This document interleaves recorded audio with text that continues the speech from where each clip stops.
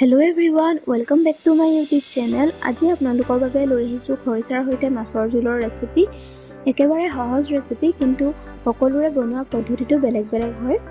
অনুগ্ৰহ কৰি ভিডিওটো শেষলৈকে চাব আৰু যিসকলে মোৰ চেনেলটোলৈ প্ৰথম আহিছে চেনেলটো সাবস্ক্ৰাইব কৰি দিবলৈ নাপাহৰিব। আহক এতিয়া ভিডিওটো ষ্টাৰ্ট কৰোঁ।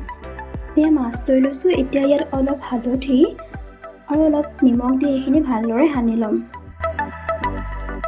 এতিয়া এখন কেৰাহীত জোখমতে তেল দিছো।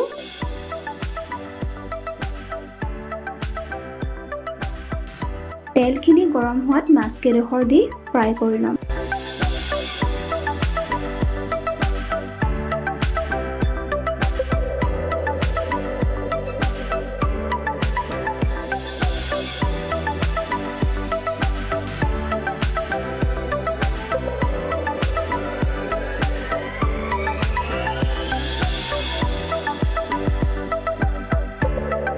এয়া চাওক মাছ কেইডোখৰ ফ্ৰাই কৰা হৈ গ'ল।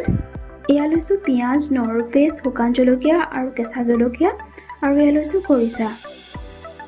এতিয়া মাছ ভজা তেলতে দুটা শুকান জলকীয়া, পিঁয়াজ আৰু ফালি থোৱা কেঁচা জলকীয়া এইখিনি দি দিম।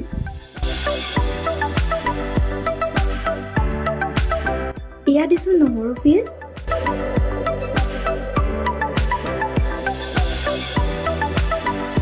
এতিয়া জোখমতে হালধি আৰু অলপ ৰেড চিলি পাউডাৰ দি এইখিনি ভালদৰে মিক্স কৰি ল'ম।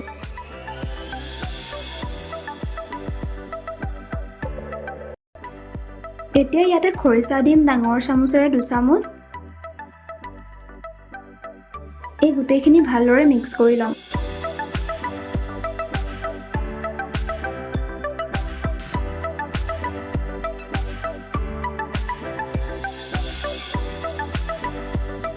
এতিয়া ইয়াত সোৱাদমতে নিমখ দিছো। এই গোটেইখিনি ভালদৰে এবাৰ মিলাই ল'ম।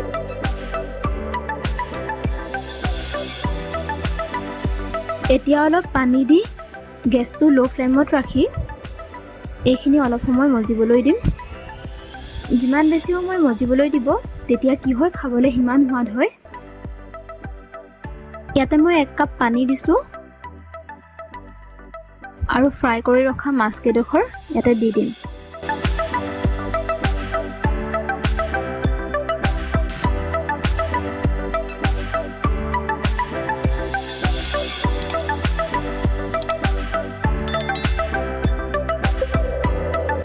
এইখিনি ভালদৰে উতলাৰ পাছতে গেছটো অফ কৰি দিম। যদি মোৰ ভিডিওটো চাই ভাল লাগিলে তেনেহ'লে লাইক, কমেণ্ট এণ্ড শ্বেয়াৰ কৰিবলৈ নাপাহৰিব। আজিলৈ আহিছোঁ, আকৌ এটা নতুন ৰেচিপিৰ সৈতে পুনৰ লগ পাম। ধন্যবাদ।